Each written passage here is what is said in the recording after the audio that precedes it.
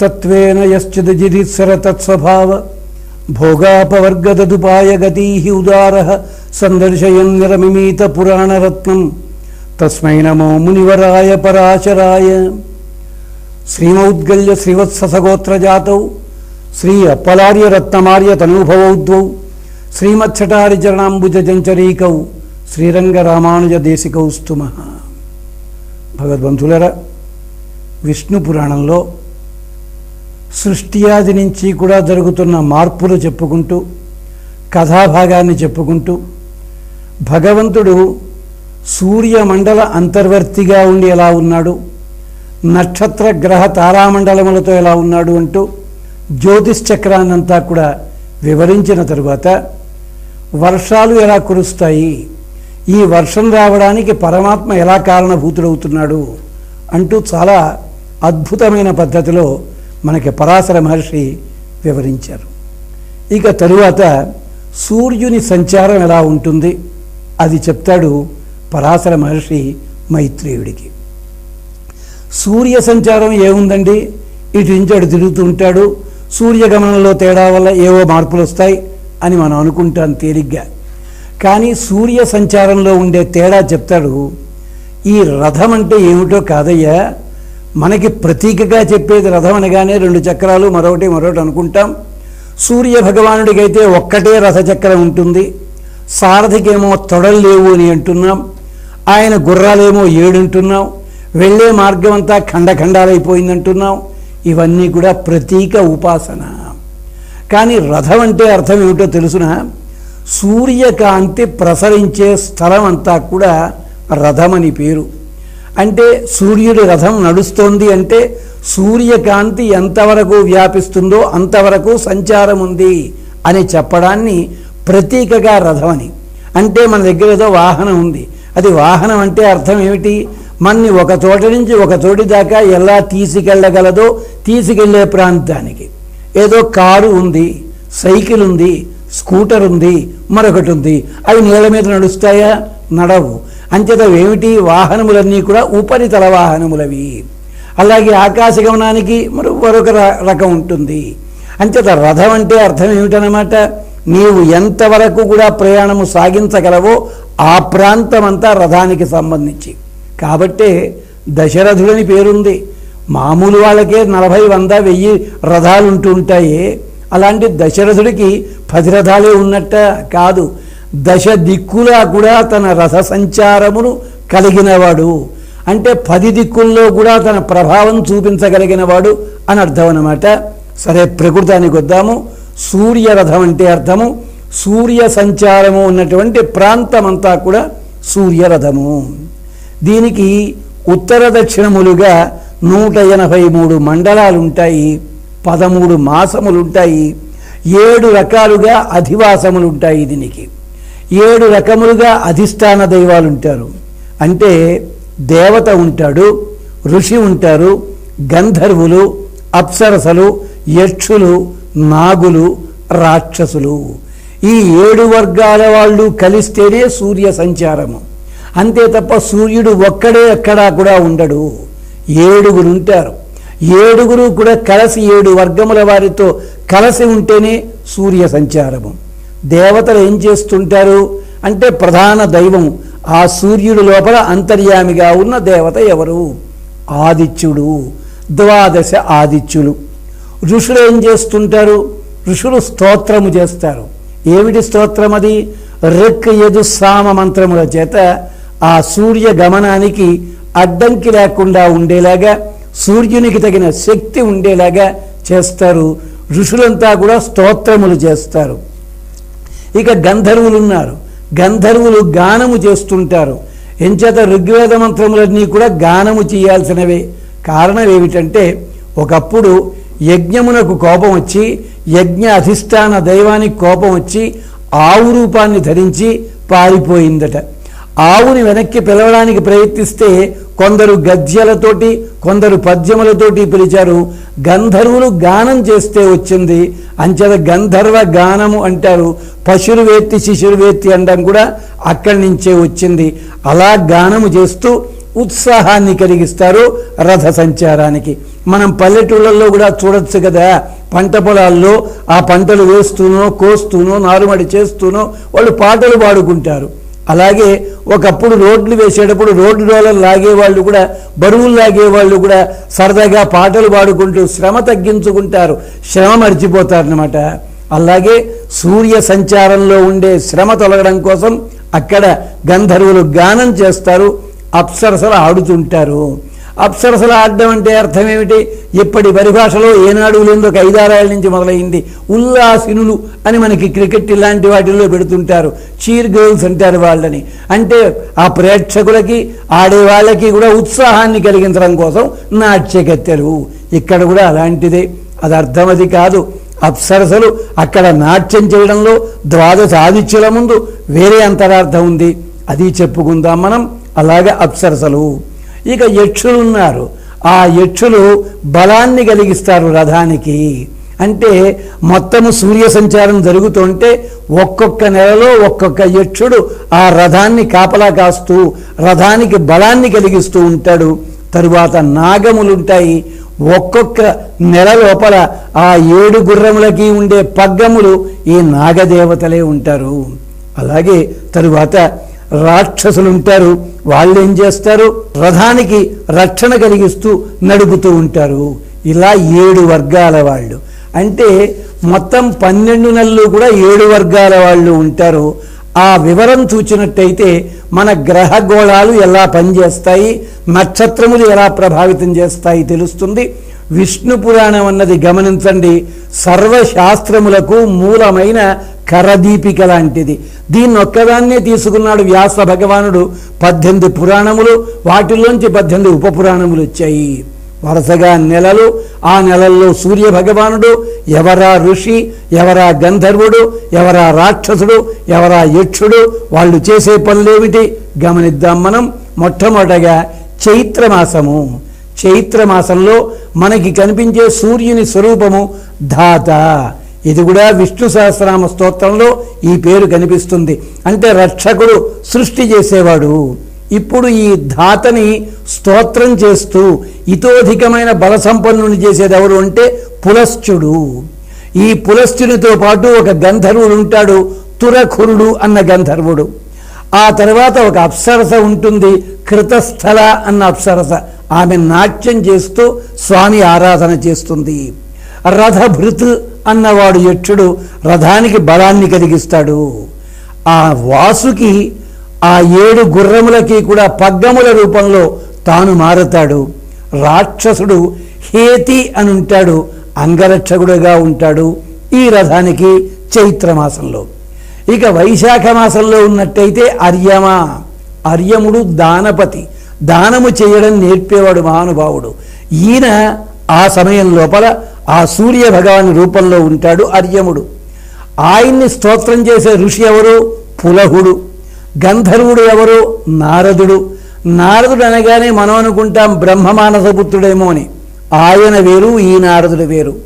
బ్రహ్మమానసపుత్రుడు కేవలము గానం చేసేది శ్రీ మహావిష్ణువు ఎదురుకుండానే. ఉత్తప్పుడు తాను గానం చేస్తూ తిరుగుతాడు. కచేరీలు చేయడానికి వాటికి వెళ్ళడెక్కడికి కూడాను. తుంబుర నారదులని 2 గంధర్వులు వాళ్ళు గాన కచేరీలు చేస్తుంటారు. దీనికి కావాలంటే ఆధారం మనకి అయోధ్యకాండలో వస్తుంది. భరద్వాజాశ్రమంలో భరతుని సేవకులందరికీ కూడా రక్షణ కలిగించడం కోసమని చెప్పి, ఆనందాన్ని కలిగించడానికి, గౌరవాన్ని కలిగించడానికి, ఆదరం చూపించడానికి అని చెప్పి అక్కడ సాంస్కృతిక కార్యక్రమాలు ఏర్పాటు చేశాడు భరద్వాజుడు. అప్పుడు నారదుడు వచ్చి గానం చేశాడనుంది. అక్కడ వ్యాఖ్యాతలు చెప్తారు, ఈ నారదుడు బ్రహ్మమానసపుత్రుడు కాదు, బ్రహ్మగారి కుమారుడు మాత్రం కాదు, ఆయన సాక్షాత్తుగా గంధర్వులలో ఒకడు మాత్రమే. అంతేకాదు, నారదుని చేతిలో ఉన్న మహతి నారదుడు వీణ వాయించక్కర్లేకుండానే మోగుతున్నది. దానికి మళ్ళీ వేరే గాథ ఉంది. హిరణ్యకశిపుడి చేత నారాయణ శబ్దాన్ని పలికించాడు నారదుడు. అప్పుడు పరమాత్మ వరమిచ్చాడు, నీ వీణ నీవు మోగించకపోయినా మోగుతుంది, సప్తస్వర సుందరుడు నీ తీగల మీద నాట్యం చేస్తాయి అని వరమిచ్చాడు మహానుభావుడు. అంచేత ఈ నారదుడు గంధర్వుడే తప్ప బ్రహ్మమానసపుత్రుడు కాదు. ఆ తరువాత పుంజిక స్థల అన్న నాట్యగత్తె అప్సరస నాట్యం చేస్తుంటుంది. రథౌజ అన్న యక్షుడు రథాన్ని నడుపుతూ ఉంటాడు, రథానికి ఆధారంగా ఉంటాడు.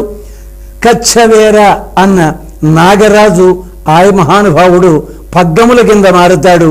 ప్రహేతి అన్న రాక్షసుడు రక్షకుడు. జ్యేష్ఠ మాసంలో సూర్య భగవానుడి పేరు మిత్ర. ఋషి అత్రి మహాముని. ఆ తరువాత గంధర్వుడు హాహానామ గంధర్వుడు. మరి నాట్యము చేసే అమ్మాయి మేనక. మరి రథాన్ని రక్షించేదెవరు, రథానికి బలమెవరు? రథస్వన. నాగరాజు ఎవరు? తక్షకుడు. మరి రాక్షసుడు ఎవరయ్యా? పౌరుషేయుడు. ఇలాగే ఆషాఢ మాసంలో వరుణదేవతగా ఉంటాడు పరమాత్మ. అంచేతే వరుణదేవత ఉన్నప్పుడు వర్షాకాలము లోపల కొన్ని నియమములు పాటించాల్సి ఉంటుంది. అలాంటి నియమాల కోసమే ఆషాఢ మాసంలో తొలి ఆషాఢంలో భార్యాభర్తలు కొత్తగా వివాహమైన వాళ్ళు సంగమం చెయ్యకూడదు కనుక నిషేధించారు. ఈ కారణం చేత అప్పుడు ఋషి ఎవరు? వశిష్ఠుడు. అంటే ఇంద్రియములను తన వశంలో అట్టే పెట్టుకున్నవాడని అర్థం. అంచేత వశిష్ఠుడు ఋషి. సహజవ్య అన్న అప్సరస నాట్యం చేస్తుంది. రథచిత్ర అనే యక్షుడు, నాగజాతికి చెందిన నాగుడు అనే కుర్రవాడు, రథుడనే రాక్షసుడు కూడా సూర్యుని పరివారంలో ఉంటారు. శ్రావణ మాసంలో సూర్య భగవాని పేరు ఇంద్ర. ఇది పరమేశ్వర్యేని ధాతువు. శ్రావణ మాసంలో ఆవిర్భవించిన లక్ష్మీదేవే కదా ఇంద్రునికి సామ్రాజ్యాన్ని ఇచ్చింది. అందుకని ఇంద్ర శబ్దము. అంగిరసుడు అనే మహర్షి ఉంటాడక్కడ. అంగిరసులంటే ఎవళ్ళు? వాళ్ళు మనకి శ్రద్ధ భక్తి కూడా కలిగించిన వాళ్ళు. తాము తపస్సు చేసి ఊర్ధ్వలోకాలకి వెళ్ళిపోతూ తమ తపస్సుని నీటి లోపల ప్రవేశపెట్టిన మహానుభావులు అంగిరసులనే ఋషులు భగవంతుడిని గానం చేస్తారు. విశ్వావసుడనే గంధర్వుడు గానం చేస్తుంటాడు. ప్రమ్లోచ ఇంతకుముందు చెప్పుకున్నాం మారిషా వివాహంలో. ఈ ప్రమ్లోచ అనే గంధర్వకాంత అప్సరసకాంత నాట్యం చేస్తుంటుంది. శ్రోతస్సు అనే యక్షుడు, ఏలాపుత్రుడనే నాగుడు, సర్పిస్సు అనే రాక్షసుడు కూడా సూర్యుణ్ణి అనుసరిస్తుంటారు. ఇలాగే భాద్రపద మాసం, కార్తీకం, మార్గశిరం, పుష్యం, మాఘం, ఫాల్గుణం ఈ మాసములన్నిటిలో కూడా వరుసగా సూర్య భగవానుడి పేర్లు ఏమిటి? వివస్వాన్, పూష, పర్జన్య, భగ, త్వష్ట, విష్ణు. ఇవి పేర్లు. అక్కడ ఉండే ఋషులంతా ఎవరు? భృగు మహర్షి, గౌతముడు, భరద్వాజుడు, కశ్యపుడు, క్రతు, జమదగ్ని, విశ్వామిత్రుడు వీళ్ళంతాను.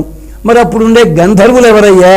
ఉగ్రసేన, వసురుచి, విశ్వావసు, చిత్రసేన, ఊర్జ్ఞాయు, ధృతరాష్ట్ర, సూర్యవర్చస.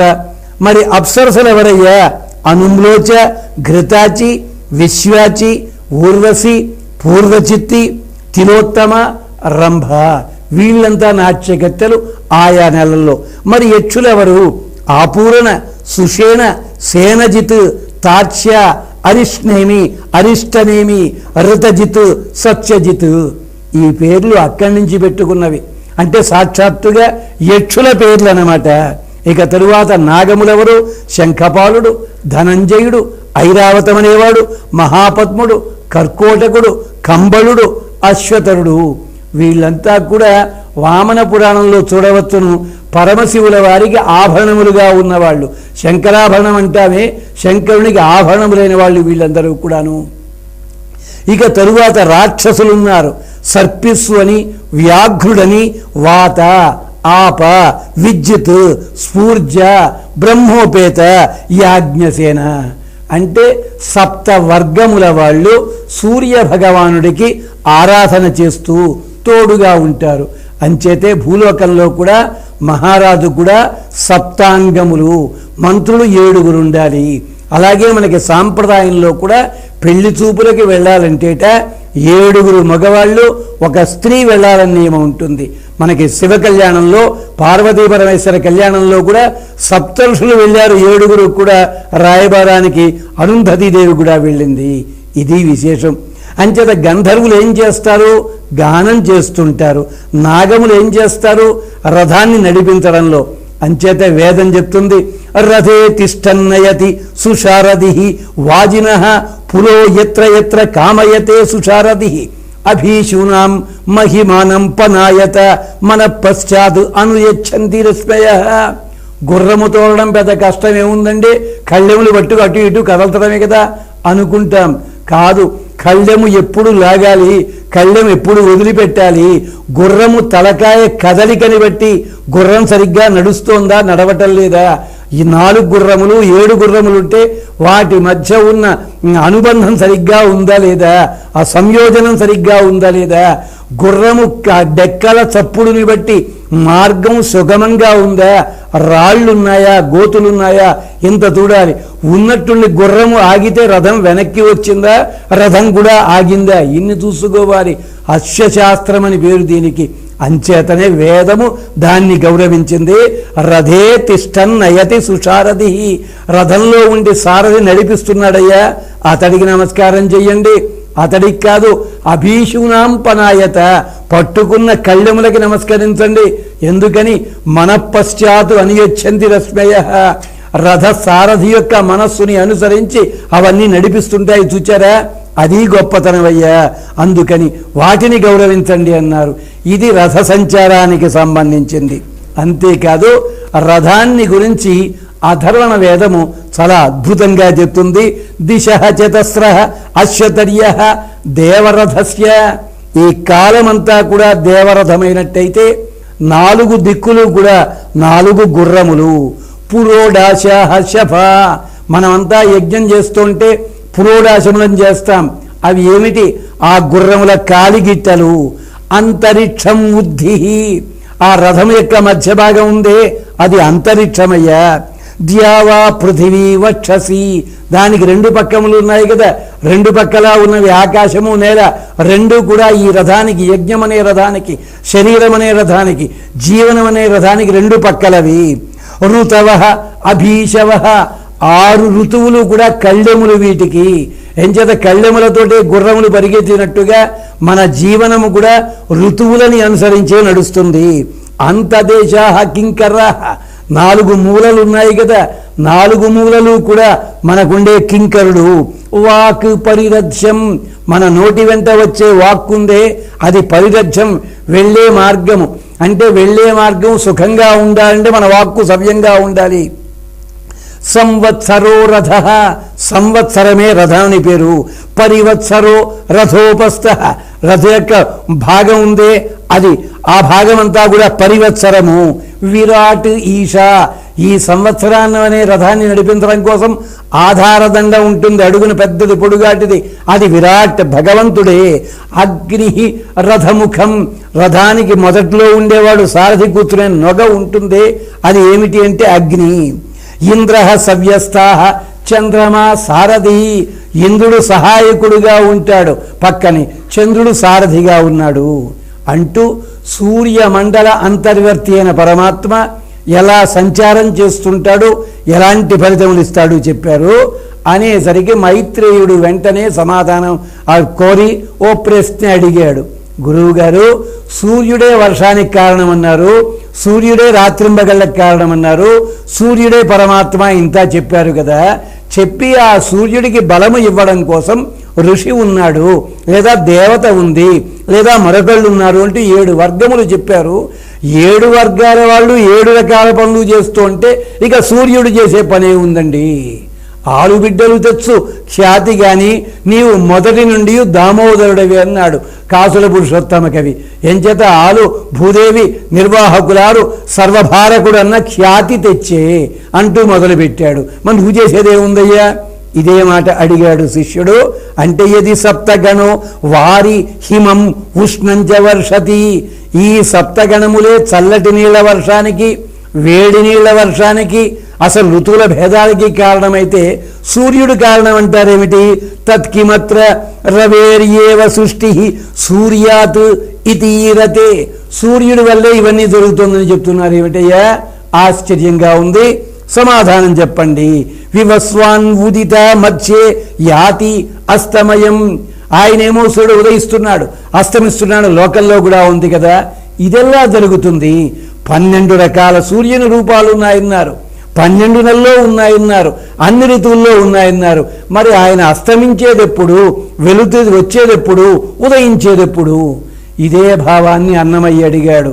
కన్నులు నీకు సూర్యచంద్రుడు కాగా ఉదయించుటెట్లు, అస్తమయమెట్లు, రాత్రి ఎలాగా పగలెలాగయ్యా అని అంటారు. అలాంటి విశేషాలని మళ్ళీ చెప్పుకుందాం విష్ణు పురాణంలో. అంతవరకు